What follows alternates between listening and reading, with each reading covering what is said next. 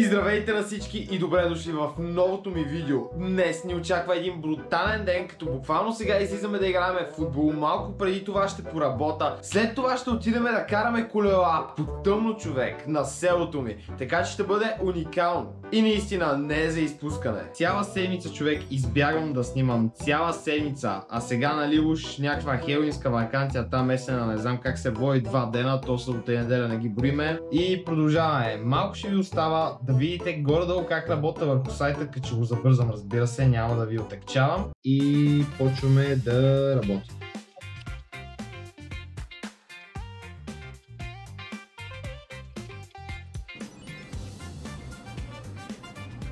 Между другото вече мина 1 час, още малко поработих и в момента, както виждате, съм с очилата за обработване на видео.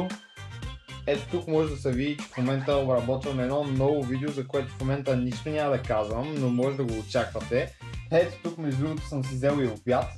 Часът е 11:30. Като обядвам толкова рано, само единствено защото ще ходим, както вече казах, да играем в футбол, да правим още брутални неща днес, защото днес наистина ни очаква доста готин ден, човек. В смисъл, свършил съм си работата, почивен ден е, свободен съм, направо ги пръскаме, човек. Даже още не съм измислил точно какво ще правя. Само че този обяд ни трябва малко да ни подсили за навънка, като излезаме. Между другото, всяка сутрин си оправям стаята, искам само да видите before and after, буквално на стаята ми. Сега ще изчистиме малко и ще ви покажа крайния резултат. Ето я и финалната визия, човек. Буквално доста добре си оправих стаята. Като ето ме и мен. Оправил съм си доста косата. Мисля, че си личи. Е така офичето, само тениската ми е леко смачкана. В момента държа дъвка, за това малко да се чувам. Ето го аутфита отдолу. Мисля, че е окей, приличане. Отиваме да играем в футбол. Оправяме се, между другото вече закъснявам 30 минути, човек. 30 минути закъснявам за срещата за футбола. Докато стигна ще минат поне още 15, така че доста закъснявам както винаги, но няма никакъв проблем, човек. Така че сега тръгваме и ви пускам направо в футбола. Айде! Емо, вижда ли си ви за посена? Емо! Аре, би го, брат! Настра!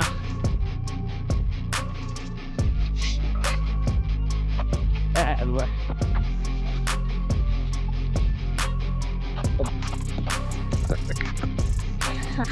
Мале, как ме беше?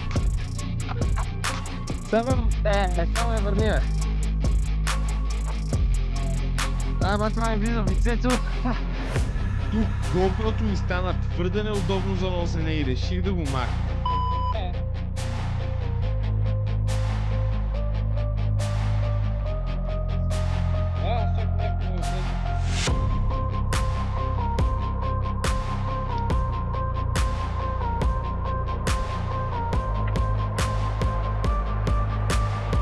Следващия ден сме, в момента се намирам у нас, като вчера играхме в футбол с някакви деца, които честно казвам са квартални. 5 човека, които бях казали, че ще дойдат със сигурност, изобщо не дойдоха, човек. Буквално бяхме 3 и така стана, че нямаше как да стане един хубав матч, затова имаше и малко кадри. Само че ме домързя да снимам вчера след футбола, бях доста изморен, реших да си почина, да поработя малко. Допреди половин час, между другото, бях в Ара Community, буквално бях с Арамаза, наистина говорихме заедно, много добри съвети ми даваше, точно и за снимането сега, как съм пред камера, какво горе-долу, как трябва да се снима, за да е по-интересно. Играя на волана ми с педали на Gran Turismo, ето ги отдолу педалите, ето го тук волана. Айде, let's go, започваме, не знам дали си виждам се. Добре, така, даваме газ, мале, чай, че се блъснах, веднага се блъснах някакво. Така, въртиме, мале, чакай. Не съм казал, че съм добър на тия плани с педали, така че ще се опитам да направя нещо. Добре, просто съм загрял, това е warm-up нали? Първата обиколка винаги е за загряв. Така. Ето така, този завой е много тега. Не се блъсна. Така, на 4-то място съм, сега толкова да го спремара, съм в топ 3, ще трябва да се лайкате, да се абонирате, всичко да правите. Айде, хайпнете видеото, вече забравих, че има такава функция в YouTube. Трябва да хайпнете видеото, ако съм топ 3, а в момента съм топ 3. Сега само трябва да задържа тази позиция или да съм на първо място. Но наметили съм, айде бе. Успях! Или То го блъснах! Блъснах го и остана отзад. Човек. Да! Второ място! И в момента сме навънка, вече съм на село. Така мога да се види буквално ето ги портите. Така, нека да отключвам. Сега не знам кой ключ е. Мали. Ето ги тук ключовете.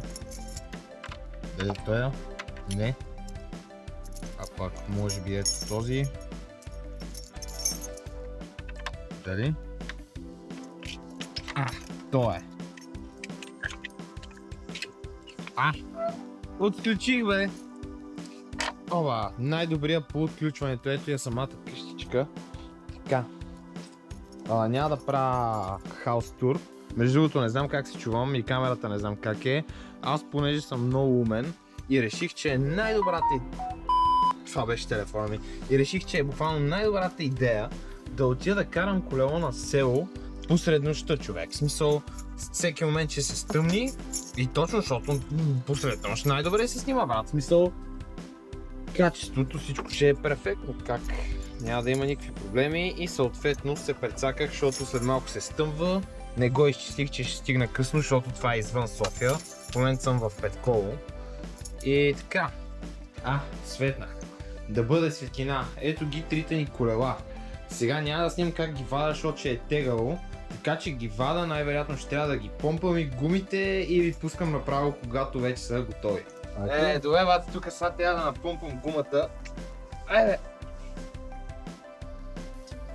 Добре. Сега помпаме. Така е, като ходиш на фитнес, напал си го помпам като тренировка. Стига снимам. И уредени сме, ето го и колелото, гумите са напомпани, имаме фенерче, ако стане тъмно да ни свети. GoPro-то се надявам да издържи, като е тъмно, опа. И направо се пускаме, ето натам е пътя и караме доколкото искаме, другите села и направо ги пръскаме. Айде, let's go, тръгнахме, не знам дали се виждам, май съм срещу слънцето, леко е затъмнено. Евентуално ще намеря някакъв режим на GoPro-то, който е за нощ, ще видиме. Ето го и пътя пред нас, зад нас мисля, че има коли. Оттам се вижда един покрив, дед ги минало. Така че за сега продължаваме да караме и се пускаме. Айде! Да караш на село заслужава ли си и заслужава? Глей, виж селоната е там, още не е залязло, добре. Хванахме да караме малко по светло, бати красотата. Както винаги,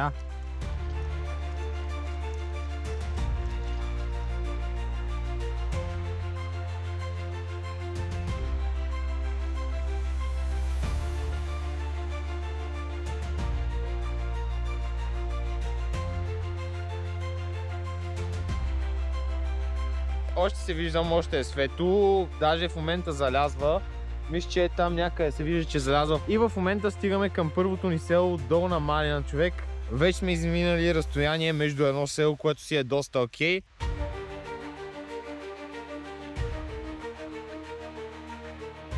Продължаваме да караме в селото, докато излезаме. Гледай, тия вече са запалени нощните лампички. Сигурно им е удобно вкъщи, почиват си. Тук има едно много хубаво мостче. Отдолу има и рекичка, нещо такова. Така че продължаваме. Ето тук даже е вече лек наклон и ще е доста по-окей за каране. Надявам се и микрофона ми да е окей. Между другото, не знам дали някой от вас ги знае въобще тия села, но често казано аз доста наизуст вече ги знам. От много години караме тук колела в тази област и често казано винаги е много окей да отидеш, чайте, че имаш дупка, да отидеш сред природата, да караш колело. На чистия въздух просто е топа, особено ако живееш в София.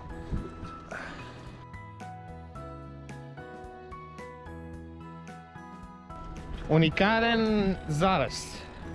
Доста красиво.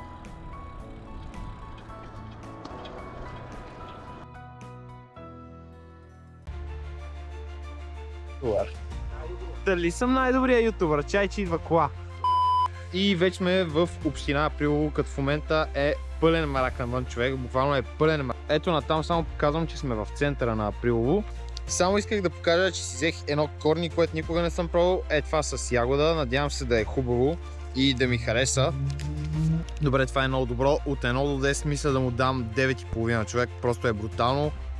Само искам да кажа, че изядох корнито за отрицателно време, това е ясно. Новината е всъщност, че магазинерката буквално и дадох 10 лева, тя ми искаше 1,80 за това корни, нали? И съответно ми връща 3 лева, брат. Аз чуя какво става. Аз и нещо съм взе по математика и викам, аз нали ви дал 10 лева и тя ето ти 5 лева още. И само искам да кажа, че или нещо се е разсела, което малко ме съмнява човек, или ме е видяла къв съм хлапак и се е опитала да ме скамне, брат, и да си спести 5 лева, брат, след така да си вземе 5 лева на далаверка. Така че бъдете добри, защото като правите злини ви се случват само единствено злини. Пускам се за последно, като вече почти нищо не се вижда, доста е тъмно навънка и като цяло просто продължаваме да караме към следващото село и евентуално като се прибереме в нашото село ще ви пусна. И това беше от видеото. Мерси на всички, които са останали до края. Абонирайте се за още подобно съдържание и от мен. Чао!